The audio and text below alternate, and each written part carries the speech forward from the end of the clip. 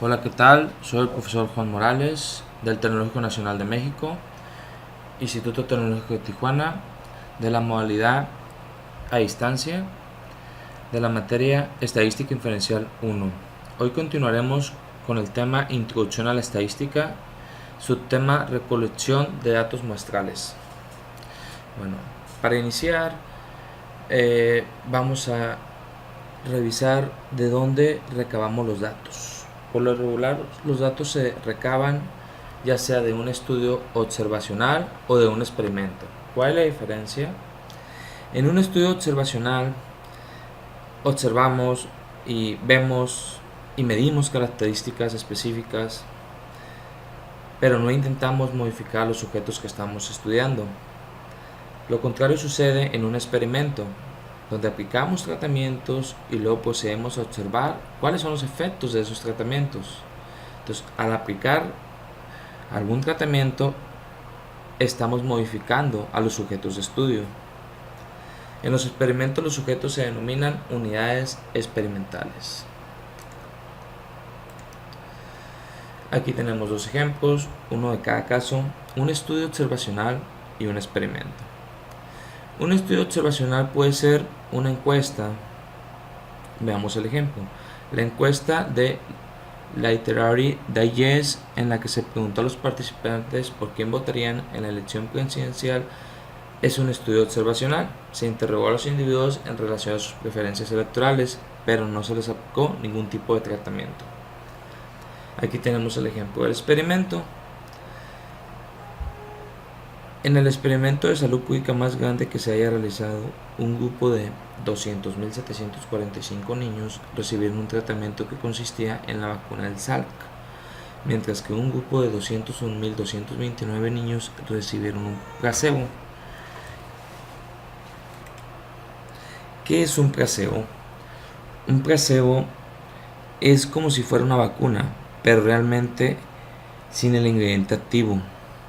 Digamos que a las personas se les aplicó como si fuese una vacuna, pero ellos no sabían que era realmente la vacuna, para ver qué efectos psicológicos puede tener el creer que se recibe una vacuna. Las inyecciones de la vacuna SAL constituyen un tratamiento que modificó a los sujetos, por lo cual se trata de un ejemplo de un experimento. Continuamos. Vamos a analizar los tipos de muestreo. Vamos a ver qué es una muestra aleatoria simple, una muestra aleatoria y una muestra probabilística. Una muestra aleatoria simple de n sujetos se selecciona de manera que cada posible muestra del mismo tamaño n tenga la misma posibilidad de ser elegida. Una muestra aleatoria, los miembros de la población se seleccionan de forma de que cada miembro individual tiene la misma posibilidad de ser elegido. ¿Cuál es la diferencia entre estas dos?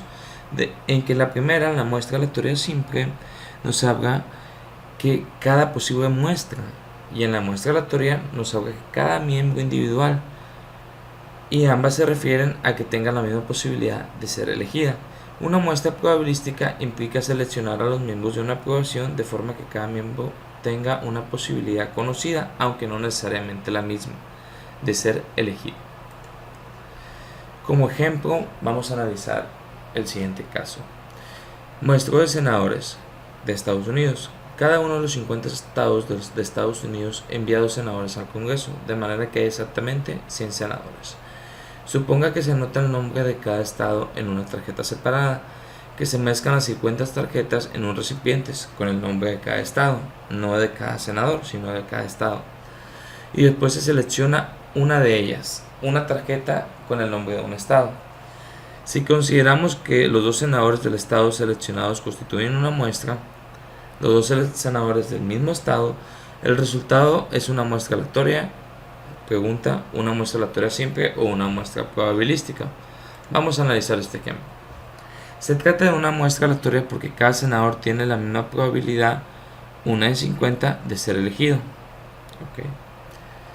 No se trata de una muestra aleatoria simple porque no todas las muestras de tamaño 2 tienen la misma probabilidad de ser elegidas. Por ejemplo, con este diseño muestral sería imposible seleccionar a 2 senadores de 2 estados diferentes, puesto que solamente se va a seleccionar una tarjeta con el nombre de un estado y de ese estado, los dos senadores pertenecen a ese estado. No podemos seleccionar senadores de diferentes estados porque las tarjetas están identificadas por estado. Y como tercer punto, es una muestra probabilística, sí, porque cada senador tiene una probabilidad, la cual ya conocemos, una de 50 de ser elegido. Otros tipos de muestreo. Tenemos lo que es el muestreo sistemático. Elegimos algún punto de partida y luego seleccionamos cada késimo, por ejemplo, cada 3 elementos de una aprobación. Digamos, aquí tengo una aprobación de 12 hombres, elegí el tercero y me voy sumando cada 3. 1, 2, 3, sexto, 1, 2, 3, noveno, 1, 2, 3, doceavo. En este ejemplo es cada 3, pero igual podemos definir cada 10, cada 20, cada 100, como lo queramos hacer. El segundo muestreo es el muestreo de conveniencia. Simplemente se utilizan resultados que sean muy fáciles de obtener. Y aquí tenemos un ejemplo un poco chistoso, donde alguien está en una casa y va pasando una persona y como es fácil obtener su respuesta, le pregunta, oye, ¿crees en la pena de muerte? Pero realmente no estamos haciendo un muestreo, sino lo estamos haciendo a conveniencia. ¿Por qué? Porque esta persona está cerca y va pasando y pues se le preguntó. El siguiente muestreo es el muestreo estratificado. Subdividimos la aprobación en al menos 2 grupos. Pueden ser 3, 4, 10, al menos tienen que ser 2, de acuerdo a sus características. Y de cada grupo seleccionamos aleatoriamente algunas personas. Este es el muestreo estratificado. Hacemos estratos, en este ejemplo separamos a los demócratas y republicanos y aleatoriamente seleccionamos algunas personas al azar. Otro tipo de muestreo es el muestreo por conglomerados. Dividimos a la aprobación en secciones o conglomerados y luego seleccionamos al azar algunos de estos conglomerados, y de los conglomerados que seleccionemos vamos a elegir a todos los elementos de ese conglomerado.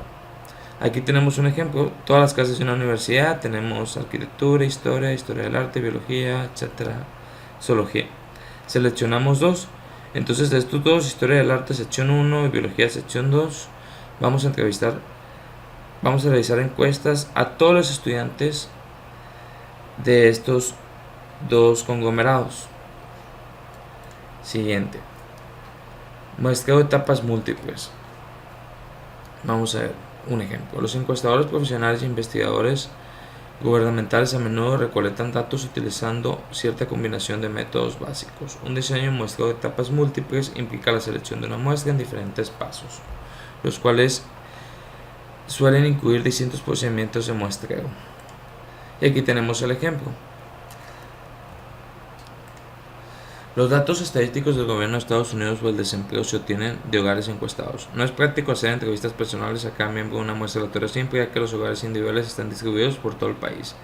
En vez de ellos, la Oficina de Censos y Oficina de Estadística Laborales se combina para realizar una encuesta llamada Current Population Survey, la cual se utiliza para obtener datos que describen factores tales como la tasa de desempleo, la matrícula de universidades y los salarios semanales. La encuesta incorpora un diseño de etapas múltiples que se describen de manera general a continuación. Todo el país, Estados Unidos, se divide en 2007 regiones diferentes llamadas unidades muestrales primarias, UMP.